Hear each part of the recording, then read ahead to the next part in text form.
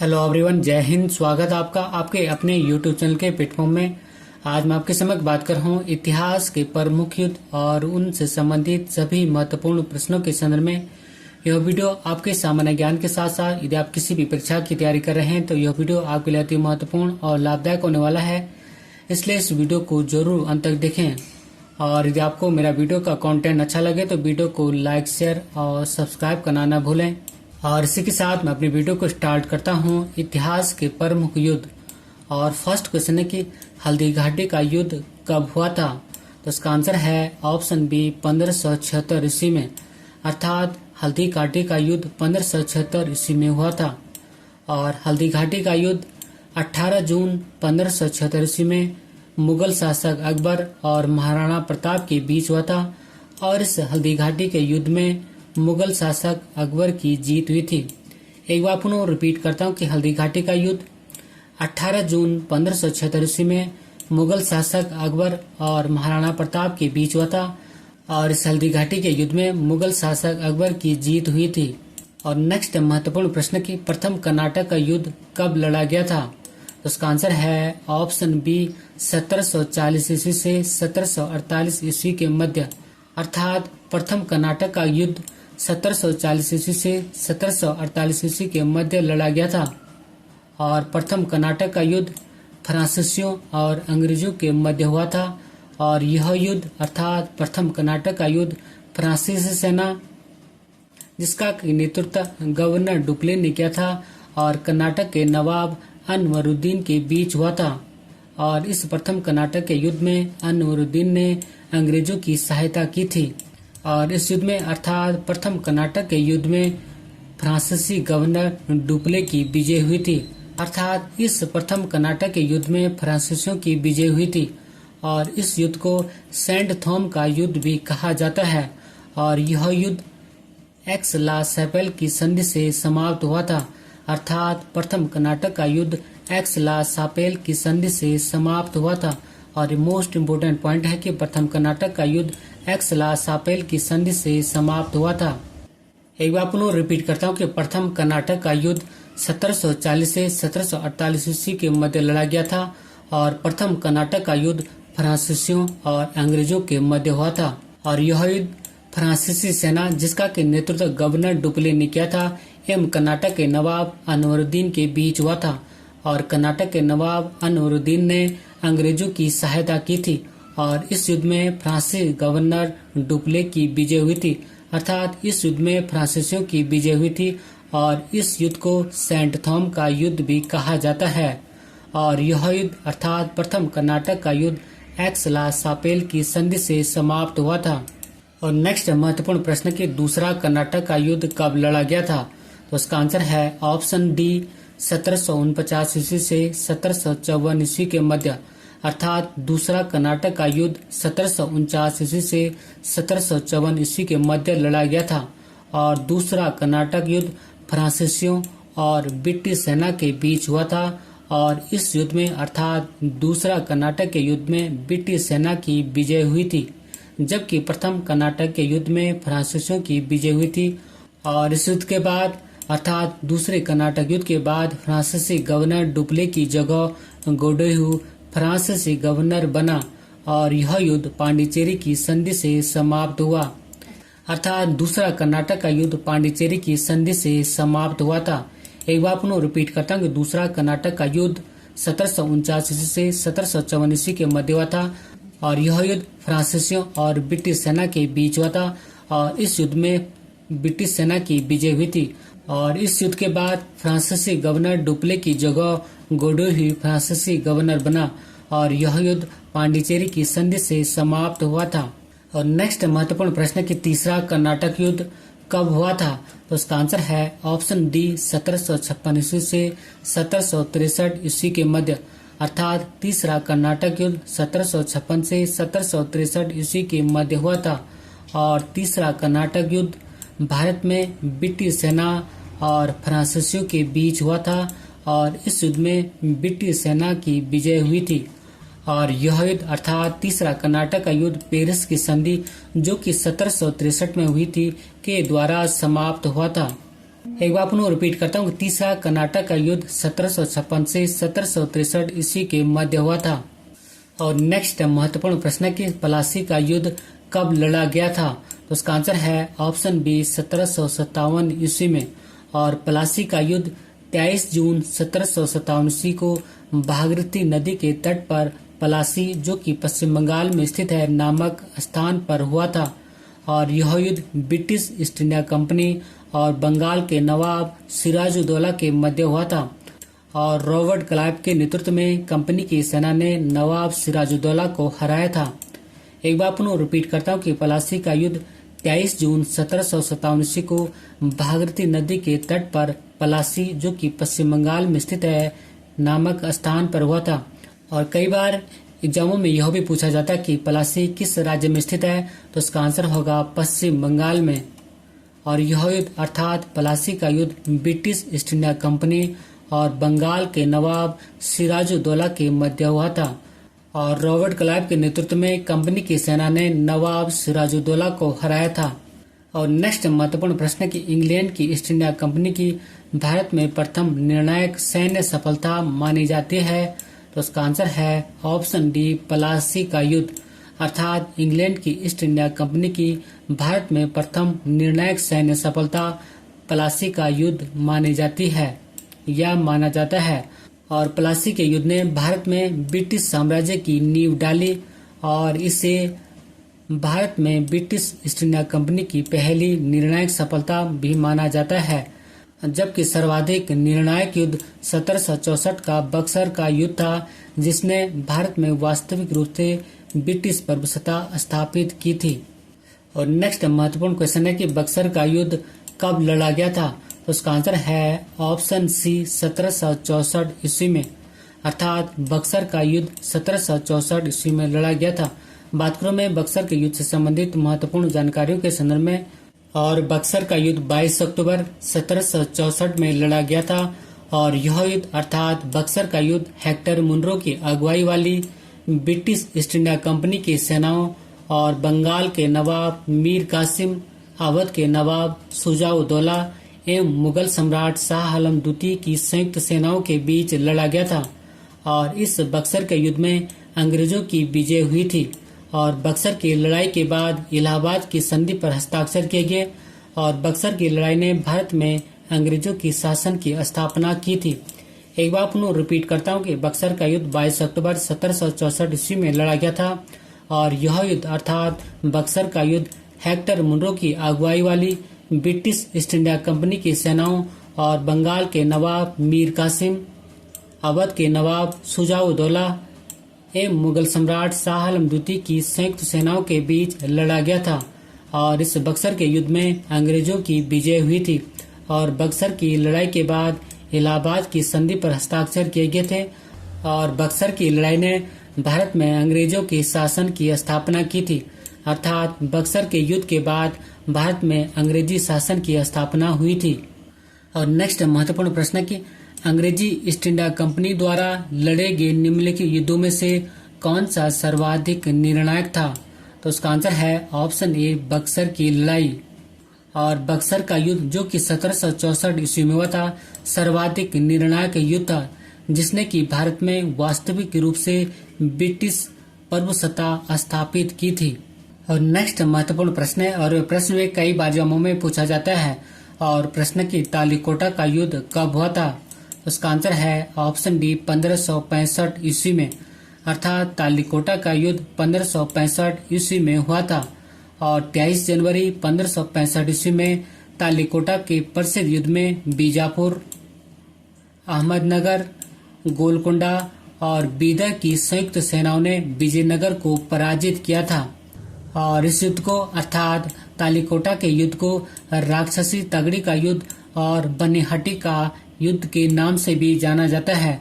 और इस युद्ध में अर्थात तालीकोटा के युद्ध में विजयनगर साम्राज्य का अंत हो गया था।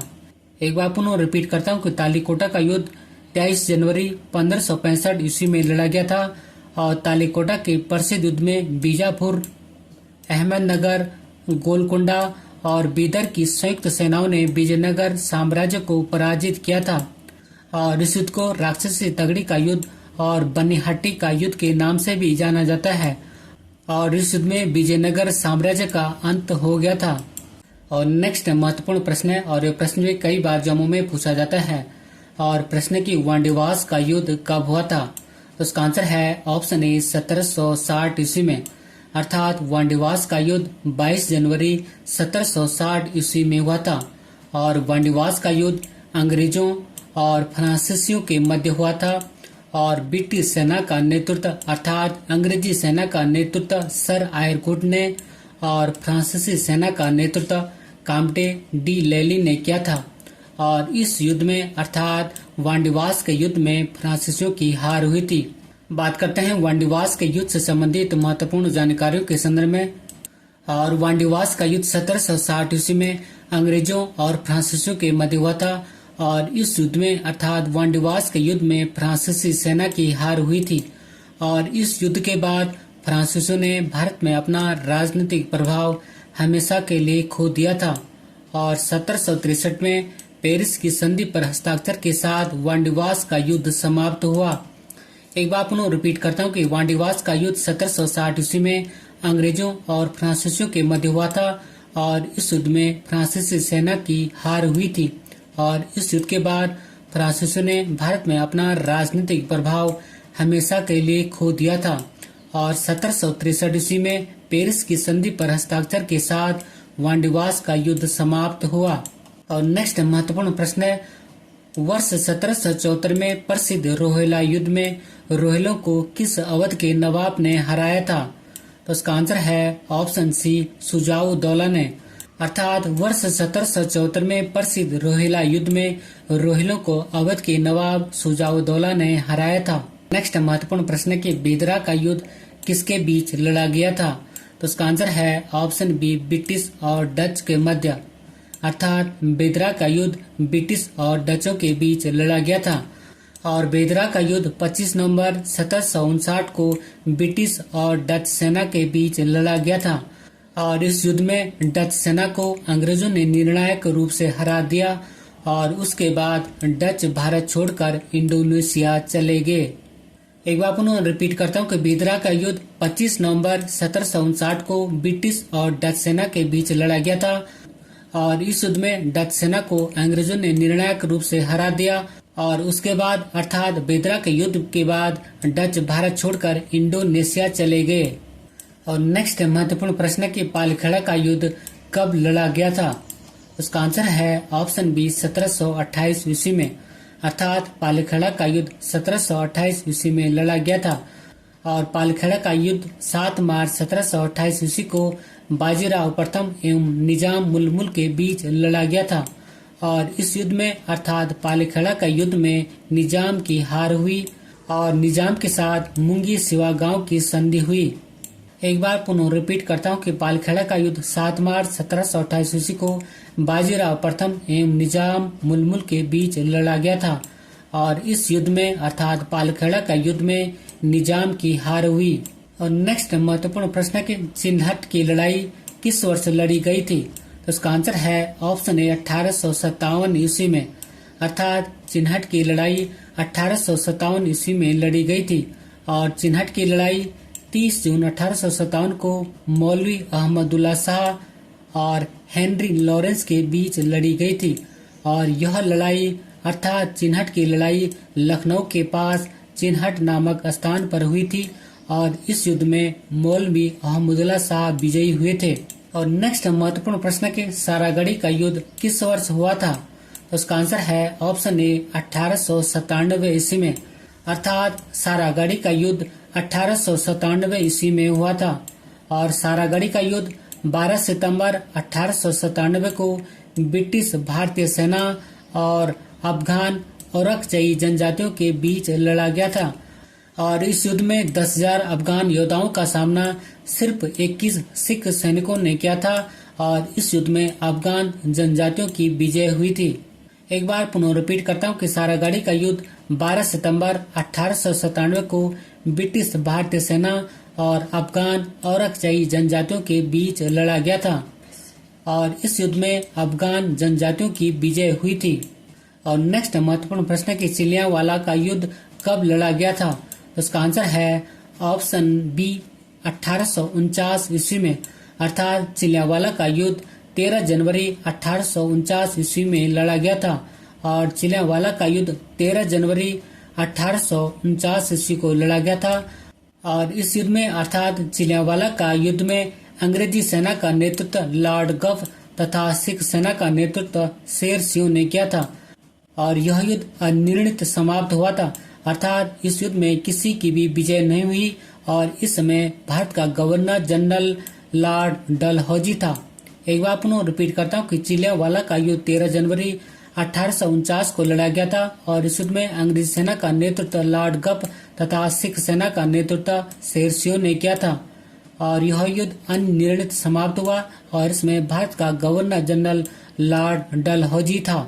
और नेक्स्ट महत्वपूर्ण प्रश्न की खुर्दा का युद्ध कब लड़ा गया, तो आंसर है ऑप्शन डी 1795 ईस्वी में। और खुर्दा का युद्ध 1795 ईस्वी में निजाम के विरुद्ध मराठों द्वारा लड़ा गया था और इस युद्ध में अर्थात खुर्दा के युद्ध में निजाम की हार हुई। एक बार पुनः रिपीट करता हूँ कि खुर्दा का युद्ध 1795 ईस्वी में निजाम के विरुद्ध मराठों के द्वारा लड़ा गया था और इस युद्ध में निजाम की हार हुई। और नेक्स्ट महत्वपूर्ण प्रश्न कि अंबर का युद्ध कब हुआ, तो इसका आंसर है ऑप्शन ए 1749 ईस्वी में, अर्थात अंबर का युद्ध 1749 ईस्वी में हुआ था। और अंबर का युद्ध अगस्त 1749 ईस्वी में मुजफ्फरजंग, चंदा साहब तथा फ्रांसीसियों की संयुक्त सेनाओं और कर्नाटक के नवाब अनवरुद्दीन के मध्य बेलूर के समीप अंबर या अंबूर नामक स्थान पर हुआ था। और इस युद्ध में अर्थात अंबर के युद्ध में कर्नाटक के नवाब अनवरुद्दीन को पराजित कर उसकी हत्या कर दी गई और चंदा साहब कर्नाटक का नवाब बना, जबकि मुजफ्फरजंग दक्कन का सूबेदार बन गया। एक बार पुनः रिपीट करता हूँ कि अंबर का युद्ध अगस्त 1749 ईस्वी में मुजफ्फरजंग, चंदा साहब तथा फ्रांसीसियों की संयुक्त सेनाओं और कर्नाटक के नवाब अनवरुद्दीन के मध्य वेलूर के समीप अंबर या अंबूर नामक स्थान पर हुआ था और इस युद्ध में कर्नाटक के नवाब अनवरुद्दीन को पराजित कर उसकी हत्या कर दी गई और चंदा साहब कर्नाटक का नवाब बन गया, जबकि मुजफ्फरजंग दक्कन का सूबेदार बना। और नेक्स्ट महत्वपूर्ण प्रश्न कि प्रथम आंग्ल मराठा युद्ध कब हुआ था, तो उसका आंसर है ऑप्शन ए 1775 ईस्वी से 1782 ईस्वी के मध्य, अर्थात प्रथम आंग्ल मराठा युद्ध 1775 से 1782 ईस्वी के मध्य हुआ था और यह युद्ध ब्रिटिश ईस्ट इंडिया कंपनी और मराठा साम्राज्य के मध्य हुआ था। और प्रथम आंग्ल मराठा युद्ध की शुरुआत सूरत की संधि से हुई, जबकि प्रथम आंग्ल मराठा युद्ध की समाप्ति 17 मई 1782 को सालबाई की संधि से हुई थी। एक बार पुनः रिपीट करता हूँ कि प्रथम आंग्ल मराठा युद्ध 1775 से 1782 ईस्वी के मध्य हुआ था। और नेक्स्ट महत्वपूर्ण प्रश्न कि द्वितीय आंग्ल मराठा युद्ध कब हुआ था, उसका आंसर है ऑप्शन डी 1803 से 1805 ईस्वी के मध्य, अर्थात द्वितीय आंग्ल मराठा युद्ध 1803 से 1805 ईस्वी के मध्य हुआ था। और इसमें अर्थात द्वितीय आंग्ल मराठा युद्ध में भोसले एवं सिंधिया की पराजय हुई और इन्हें अर्थात भोसले और सिंधिया को अंग्रेजों से दो अलग अलग संधियां करनी पड़ी थी। फर्स्ट थी देवगांव की संधि और सेकंड है सरजी अर्जी गांव की संधि।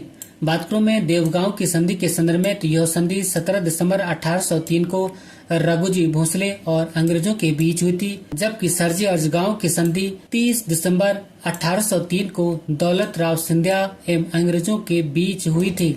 एक बार पुनः रिकॉल करता हूँ कि द्वितीय आंग्ल मराठा युद्ध 1803 से 1805 ईस्वी के मध्य हुआ था और इसमें अर्थात द्वितीय आंग्ल मराठा युद्ध में भोसले एवं सिंधिया की पराजय हुई और इन्हें अर्थात भोसले और सिंधिया को अंग्रेजों से दो अलग अलग संधियां करनी पड़ी थी। फर्स्ट थी देवगांव की संधि, जबकि सेकंड थी सरजी अर्जगांव की संधि। और नेक्स्ट महत्वपूर्ण प्रश्न के तृतीय आंग्ल मराठा युद्ध या तीसरा आंग्ल मराठा युद्ध कब हुआ था, तो इसका आंसर है ऑप्शन ए 1817 से 1818 ईस्वी में, अर्थात तृतीय या तीसरा आंग्ल मराठा युद्ध या अंग्रेज मराठा युद्ध 1817 से 1818 के मध्य हुआ था और यह युद्ध अर्थात तृतीय आंग्ल मराठा युद्ध ब्रिटिश ईस्ट इंडिया कंपनी और मराठा साम्राज्य के मध्य हुआ था। और इस युद्ध के बाद अर्थात तृतीय आंग्ल मराठा युद्ध के बाद पेशवा के वंशानुगत पद को समाप्त कर दिया गया। मोस्ट इम्पोर्टेंट पॉइंट है कि पेशवा के वंशानुगत पद को तृतीय आंग्ल मराठा युद्ध के बाद समाप्त कर दिया गया। नेक्स्ट है महत्वपूर्ण प्रश्न की पिंडारी युद्ध को और किस नाम से जाना जाता है। तो इसका आंसर है ऑप्शन सी, तृतीय आंग्ल मराठा युद्ध के नाम से, अर्थात पिंडारी युद्ध को तृतीय आंग्ल मराठा युद्ध के नाम से जाना जाता है। और तीसरा आंग्ल मराठा युद्ध 1817 से 1818 के बीच लड़ा गया था और इस युद्ध के कारण अर्थात तृतीय आंग्ल मराठा युद्ध के कारण अंग्रेजों और पिंडारियों के बीच संघर्ष था। इस कारण इस युद्ध को पिंडारी युद्ध के नाम से जाना जाता है। और नेक्स्ट है महत्वपूर्ण प्रश्न कि करनाल का युद्ध कब हुआ। तो इसका आंसर है ऑप्शन ए, 1739 ईस्वी में, अर्थात करनाल का युद्ध 1739 ईस्वी में हुआ था। और करनाल का युद्ध ईरान के अफरीद राजवंश के संस्थापक नादिर शाह और मुगल सम्राट मोहम्मद शाह के मध्य हुआ था। और इस युद्ध में अर्थात करनाल के युद्ध में नादिर शाह ने मुगल सम्राट मोहम्मद शाह को पराजित किया था। और नादिर शाह शाहजहां के द्वारा बनाया गया मयूर सिंहासन या तख्ते ताउस और कोहिनूर हीरा लेकर फारस या ईरान लौटा था। और मुगल सम्राट मोहम्मद शाह मयूर सिंहासन पर बैठने वाला अंतिम मुगल शासक था। एक बार पुनः रिपीट करता हूँ कि करनाल का युद्ध ईरान के अफरीद राजवंश के संस्थापक नादिर शाह और मुगल सम्राट मोहम्मद शाह के मध्य हुआ था। और इस युद्ध में अर्थात करनाल के युद्ध में नादिर शाह ने मुगल सम्राट मोहम्मद शाह को पराजित किया था। और नादिर शाह शाहजहां के द्वारा बनाया हुआ मयूर सिंहासन या तख्ते ताउस और कोहिनूर हीरा को लेकर फारस या ईरान लौटा था। और मयूर सिंहासन या तख्ते ताउस पर बैठने वाला अंतिम मुगल सम्राट मोहम्मद शाह था। और ये मोस्ट इम्पोर्टेंट पॉइंट है कि मयूर सिंहासन या तख्ते ताउस पर बैठने वाला अंतिम मुगल सम्राट मोहम्मद शाह था। और नेक्स्ट है महत्वपूर्ण प्रश्न की हाइडेस्पीस का युद्ध कब लड़ा गया था। तो इसका आंसर है ऑप्शन ए, 326 ईसा पूर्व में, अर्थात हाइडेस्पीस का युद्ध 326 ईसा पूर्व में लड़ा गया था।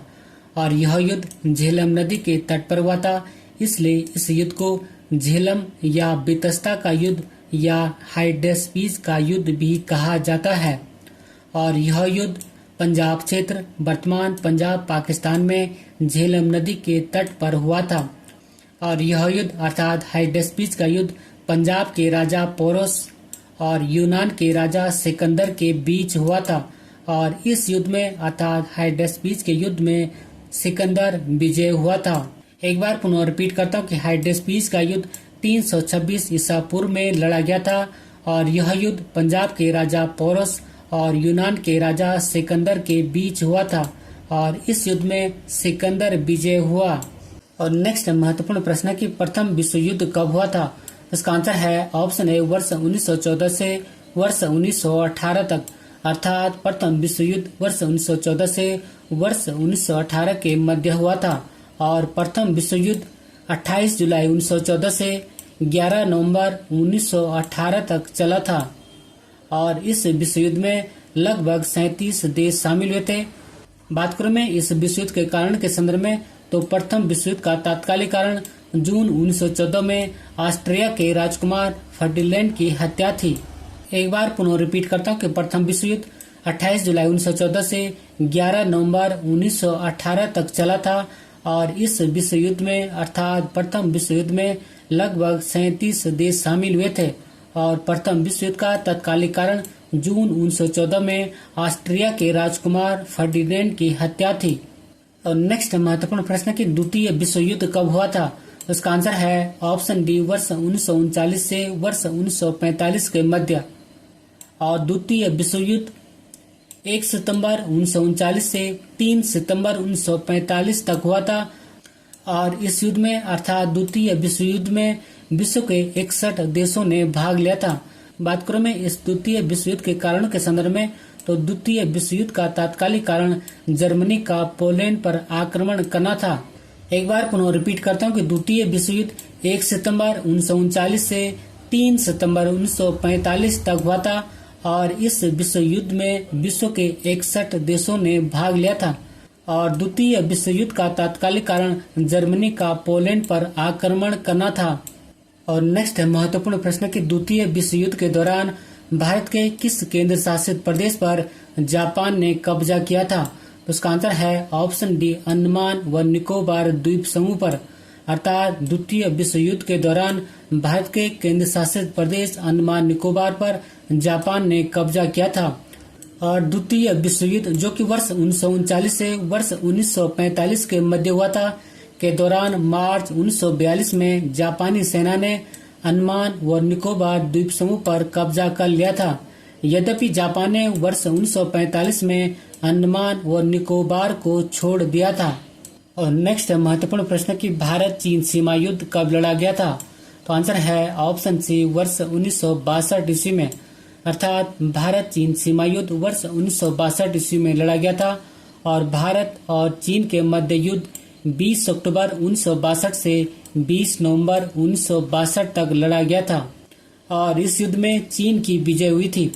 बात करें में महत्वपूर्ण नोट पॉइंट के संदर्भ में तो भारत चीन सीमा रेखा का नाम मैकमोन है। और इस समय अर्थात जब भारत चीन सीमा युद्ध हुआ था तब भारत के प्रधानमंत्री पंडित जवाहरलाल नेहरू थे और भारत के रक्षा मंत्री कृष्णा मेनन थे। एक बार पुनः रिपीट करता हूँ कि भारत और चीन के मध्य युद्ध 20 अक्टूबर 1962 से 20 नवंबर 1962 तक लड़ा गया था और इस युद्ध में चीन की विजय हुई थी। और भारत चीन सीमा रेखा का नाम मैकमोन है। और इस समय अर्थात जब भारत चीन सीमा युद्ध हुआ था तब भारत के प्रधानमंत्री पंडित जवाहरलाल नेहरू जी थे और भारत के रक्षा मंत्री कृष्णा मेनन जी थे। और नेक्स्ट क्वेश्चन है कि भारत पाक युद्ध अर्थात भारत पाकिस्तान युद्ध कब लड़ा गया था? तो उसका आंसर है ऑप्शन डी, वर्ष 1965 में। और यह युद्ध वर्ष 1965 में भारत और पाकिस्तान के मध्य हुआ था और इस भारत पाकिस्तान युद्ध में भारत विजेता रहा था। और इस समय अर्थात भारत पाकिस्तान युद्ध के समय भारत के प्रधानमंत्री लाल बहादुर शास्त्री जी थे। बात करूं मैं महत्वपूर्ण नोट पॉइंट के संदर्भ में तो भारत और पाकिस्तान की सीमा रेखा का नाम रेड क्लिफ रेखा है। एक बार पुनः रिपीट करता हूं कि भारत पाक युद्ध वर्ष 1965 में लड़ा गया था और यह युद्ध वर्ष 1965 में भारत और पाकिस्तान के मध्य हुआ था और इस भारत पाकिस्तान युद्ध में भारत विजेता रहा था। इस युद्ध के समय अर्थात भारत पाकिस्तान युद्ध के समय भारत के प्रधानमंत्री लाल बहादुर शास्त्री जी थे। और बात करूं मैं महत्वपूर्ण नोट पॉइंट के संदर्भ में तो भारत पाकिस्तान सीमा रेखा का नाम रेड क्लिफ रेखा है। और नेक्स्ट महत्वपूर्ण प्रश्न कि भारत पाक दूसरा युद्ध अर्थात भारत पाकिस्तान दूसरा युद्ध कब लड़ा गया था? तो आंसर है ऑप्शन बी, वर्ष 1971 में। और यह युद्ध वर्ष 1971 ईस्वी में भारत और पाकिस्तान के मध्य हुआ था और यह युद्ध 18 दिसंबर 1971 को पश्चिमी पाकिस्तान की सेना के आत्मसमर्पण के साथ समाप्त हुआ था। और पश्चिमी पाकिस्तान की सेना ने जगजीत सिंह अरोड़ा जी के सम्मुख आत्मसमर्पण किया था। और यह पॉइंट भी कई बार जम्मू में पूछा जाता है कि पश्चिमी पाकिस्तान की सेना ने किसके सम्मुख आत्मसमर्पण किया था? तो इसका आंसर है जगजीत सिंह अरोड़ा के सम्मुख। और इस युद्ध में भारत विजेता रहा था और इस युद्ध के समय अर्थात भारत पाकिस्तान दूसरे युद्ध के समय भारत की प्रधानमंत्री इंदिरा गांधी जी थी। और नेक्स्ट क्वेश्चन है कि कारगिल युद्ध कब लड़ा गया था? तो इसका आंसर है ऑप्शन डी, वर्ष 1999 ईस्वी में। अर्थात कारगिल युद्ध वर्ष 1999 में लड़ा गया था और यह युद्ध अर्थात कारगिल युद्ध जम्मू कश्मीर के कारगिल में भारत और पाकिस्तान के मध्य हुआ था और इस कारगिल युद्ध में भारत विजेता रहा था। एक बार पुनः रिपीट करता हूँ कि कारगिल युद्ध वर्ष 1999 ईस्वी में लड़ा गया था और यह युद्ध अर्थात कारगिल युद्ध जम्मू कश्मीर के कारगिल में भारत और पाकिस्तान के मध्य वर्ष 1999 में लड़ा गया था और इस कारगिल युद्ध में भारत विजेता रहा था। बात करूं मैं कारगिल युद्ध से संबंधित महत्वपूर्ण जानकारियों के संदर्भ में और कारगिल युद्ध 3 मई 1999 को शुरू हुआ था और 26 जुलाई 1999 तक चला था और यह युद्ध 2 महीने 3 सप्ताह और 2 दिन तक चला था और 26 जुलाई को कारगिल विजय दिवस के रूप में मनाया जाता है और इस युद्ध का नाम आधिकारिक तौर पर ऑपरेशन विजय था जो कि इस क्षेत्र में भारतीय सैन्य अभियान का कोड नाम था। और ये महत्वपूर्ण पॉइंट है कि पाकिस्तान सेना को पराजित करने के लिए भारतीय वायुसेना ने भारतीय सेना के साथ ऑपरेशन सफेद सागर चलाया था। एक बार पुनः रिकॉल करता हूँ कि कारगिल युद्ध 3 मई 1999 को शुरू हुआ था और 26 जुलाई 1999 तक चला था। और यह युद्ध 2 महीने 3 सप्ताह और 2 दिन तक चला था। और 26 जुलाई को कारगिल दिवस के रूप में मनाया जाता है। और इस युद्ध का नाम आधिकारिक तौर पर ऑपरेशन विजय था, जो कि इस क्षेत्र में भारतीय सैन्य अभियान का कोड नाम है। और पाकिस्तान सेना को पराजित करने के लिए भारतीय वायुसेना ने भारतीय सेना के साथ अर्थात भारतीय थल सेना के साथ ऑपरेशन सफेद सागर चलाया था। और अंत में एक महत्वपूर्ण अभ्यास प्रश्न आपके लिए है। और अभ्यास प्रश्न की हल्दी घाटी का युद्ध कब हुआ था। और इसी क्वेश्चन के साथ मैं अपनी वीडियो को समाप्त करता हूँ। यदि आपको मेरा वीडियो का कंटेंट अच्छा लगे तो वीडियो को लाइक शेयर और सब्सक्राइब करना न भूलें। मिलते हैं जल्दी नेक्स्ट वीडियो में। Thank you for watching. God bless you. जय हिंद।